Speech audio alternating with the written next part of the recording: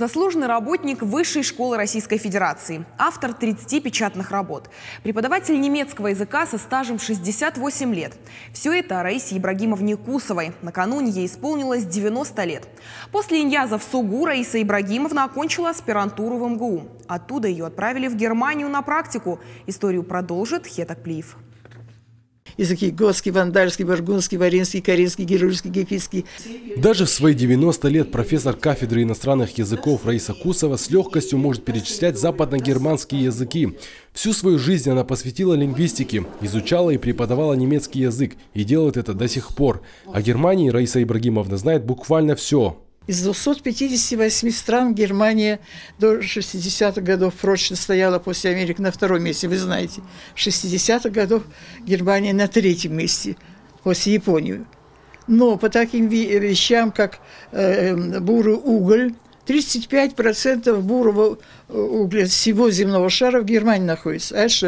Это не просто топливо, это химическая промышленность. Раиса Ибрагимовна начала изучать немецкий язык в конце 40-х годов в Северокавказском госуниверситете. Сразу после начался трудовой путь, тогда еще выпускницы иньяза. Работать в СОГУ Раиса Кусова начала в 1952 году. С тех пор в университете многое поменялось. Даже факультет иностранных языков объединили с факультетом международных отношений.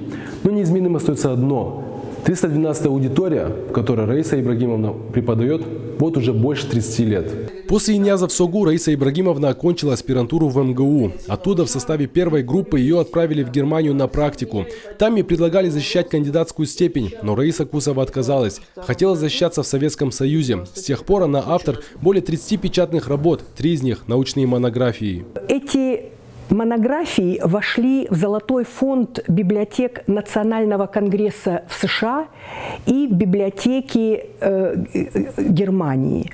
24 раза Раиса Ибрагимовна ездила в Германию. Однажды в 1991 году, когда в Советском Союзе произошел августовский путч, ей предложили остаться там. Но, как и прежде, она вернулась на родину, во Владикавказ, и продолжила преподавать в университете. За многолетний труд директор СОГУ Алан Огоев на день рождения вручил почетную грамоту и поздравил с юбилеем. Здравствуйте, Раиса Ибрагимовна. Позвольте от имени всего профессорско-преподавательского состава Северо-Осетинского госуниверситета имени Косталя Ивановича Хетагурова поздравить вас с этим знаменательным юбилеем. Всех нас, Раиса Ибрагимовна. Это вам цветы, только осторожно не уколитесь, пожалуйста. И выписка из решения ученого совета о присвоении вам почетной грамоты за многолетний добросовестный труд, активную общественную деятельность и успехи воспитания молодого поколения. Раиса Ибрагимовна является человеком, который сохраняет те традиции, которые закладывались с истоков функционирования нашего университета. И несмотря ни на что, постоянно находит время и работает с нашими студентами, общается с преподавателями. Раиса Ибрагимовна, долгие-долгие годы, чтобы еще так же все... заявление, чтобы вы разрешили ходить, а мне сказали, не разрешаем. Единственное, чего сейчас хочет Раиса Ибрагимовна, снова проводить пары студентам. Просила, могу я написать заявление, сказали, что те, кто хочет все-таки ходить из запретного возраста, может написать заявление. Я сказала, я хочу.